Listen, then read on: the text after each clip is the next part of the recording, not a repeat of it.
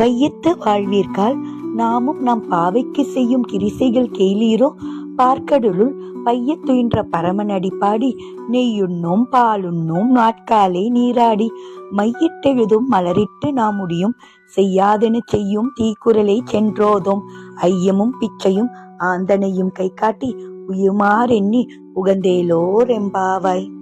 இந்த பாசுரத்தில் ஆண்டாள் இந்த உலகத்தில் வாழும் அனைவரையும் அழைக்கிறாங்க. இந்த மார்கழி மாசத்துல நாம பாவ நோன்பை எப்படி கடைபிடிக்க வேண்டும் என்று சொல்ல ஆரம்பிக்கிறாங்க.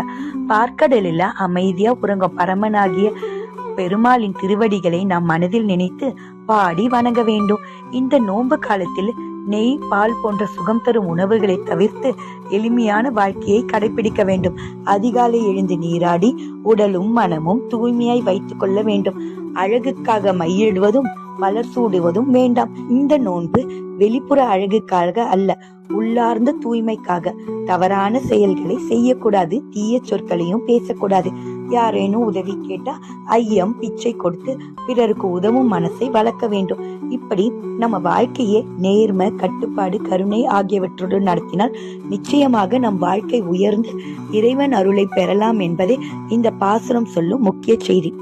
இந்த வீடியோ உங்களுக்கு ரொம்ப பிடிச்சிருந்ததுன்னா கமெண்ட் பண்ணிட்டு அப்படியே உங்க ஃப்ரெண்ட்ஸ் அண்ட் ரிலேட்டிவ்ஸ்க்கு ஷேர் பண்ணுங்க. நன்றி, வணக்கம்.